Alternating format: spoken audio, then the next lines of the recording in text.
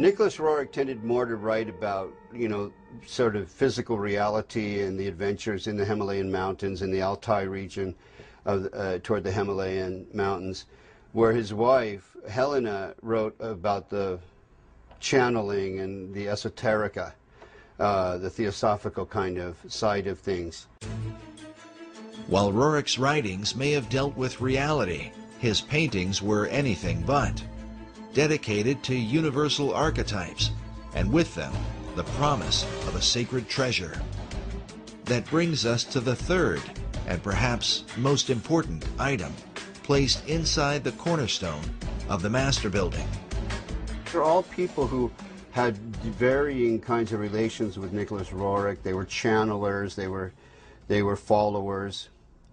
But to me, personally, greatest interest is this side statement that Aida Toskaya, who was also one of the curators of the Roerich Museum, wrote. Sina omits a piece of the stone that was placed in the casket. This goes back to that famous stone that the Roerichs became a cause célèbre because of, and many other people wrote about later.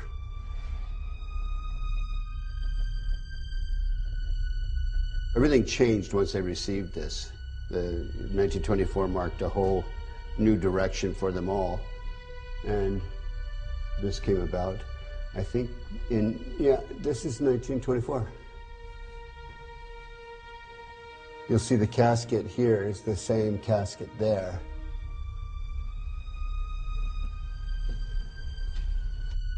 And this is a burning casket of some kind. Yeah, Chintamani.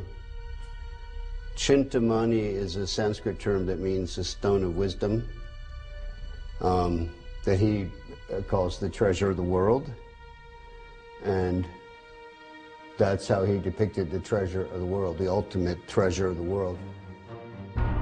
It seems only appropriate that this treasure hunt would take us back to Manly Hall's society in Los Angeles, and in particular to one of the graduates there from the University of Philosophical Research, a Freemason named Gavin Wentz.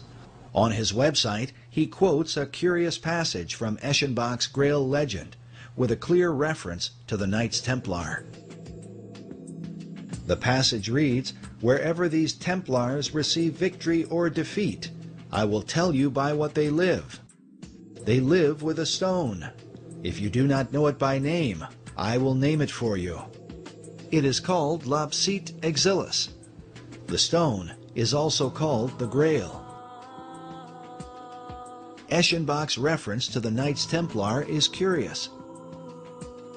During the same period that he wrote his Grail legend, the Templar Church of Garway, England was built. Inside we find mysterious symbols carved above what appears to be the outline of a man. These carvings are said to be a depiction of the Holy Grail, the chalice shown here.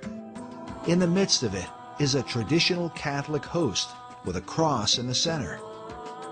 But inside the chalice, just beneath the host, is what appears to be a truncated pyramid. Which brings us back to Gavin Wentz, who produced an award-winning documentary which he titled Lapis Exilis, based on a variant spelling of the Grail name given by von Eschenbach.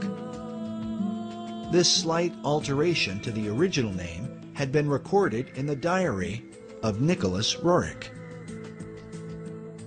And it seems to be a contraction of several words in the Eschenbach example, but clearly in Roerich's example, Lapis Exilis means the exiled stone or the wandering stone or the stone that comes in from somewhere else. The word lapis is simply Latin for the stone. But how was this stone envisioned by Roerich and his disciple Henry Wallace? Roerich described the stone as a type of moldavite, the meteoric stone of green or emerald color. This would seem to fit with the description given by von Eschenbach in the 12th century. On his website, dedicated to the stone's history, Freemason Gavin Wentz came to this conclusion about just what Nicholas Roerich envisioned as lapis exilis, the stone they call the Grail.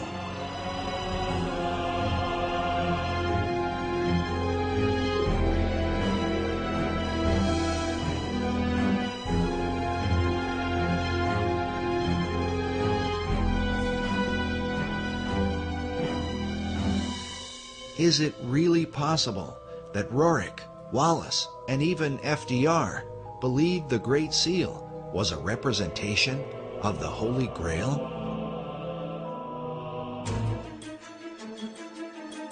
And if so, then, as the treasure of the world, would this explain why the US dollar has been used from the time of FDR onward to send financial aid to nearly all the countries of the earth, for the establishment of a global society? During his 2008 presidential campaign, Barack Obama was criticized for wanting to spread the wealth. But in reality, the redistribution of wealth, a socialist tenet, is a practice that the United States has engaged in at a global level for more than half a century, beginning in the aftermath of World War II. We want peace and prosperity for the world as a whole. The United States now is conducting a new kind of foreign aid program. Aid not for destroyed industrial nations, but for developing countries with limited knowledge of modern technology. Many are just emerging from colonial status. American aid seeks to lay the foundations for industrial and agricultural growth. It is motivated by the humanitarian ideals of the American people and cold. But now that the economy of the American people has taken a turn, and it seems that the dollar is declining fast, how could this fit into the plan of the secret societies? Consider that when the shock waves of the American stock market shook the world, France and China called for a global currency and a new world order. Which brings us to the other half of the dollar bill's design, the American eagle, that some believe represents the mythical phoenix, a bird that is said to destroy itself by fire. But according to Wolfram von Eschenbach, the power of the phoenix lies in the stone of destiny. In Parsifal, he writes, "By virtue of this stone, the phoenix is burned to ashes, in which she is reborn. Thus does the phoenix molt her feathers, after which she shines dazzling and bright, and as lovely as before." If these ideas are truly embraced by secret societies, could this suggest the intentional destruction of the American dollar, which will then force our financial networks into a global economy, resulting in a new Atlantean empire that extends to all the earth?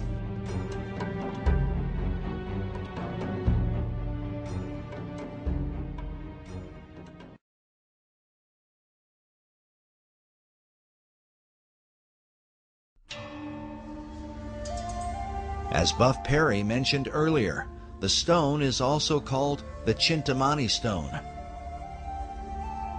As a symbol, the stone unites the occult traditions of both Eastern and Western mysticism. One thing is certain, those who practice the occult believe this artifact is the key to achieving the great work of all secret societies. Mark Amaru Pinkham is the co-director of a group called the International Order of Gnostic Templars. In his article titled "Nicholas Roerich and the Chintamani Stone, a Holy Grail from Sirius," he writes that data regarding the Chintamani Stone maintains that it was brought to Earth by Syrian missionaries to eventually help precipitate a one-world civilization. He says there is some indication that one part of the stone has been the sacred stone of the Kaaba, which has united millions of Muslims around the globe. Pinkham goes on to write that it is known that a portion of the Chintamani stone was given to the League of Nations, whose stated goals were the creation of a one-world civilization.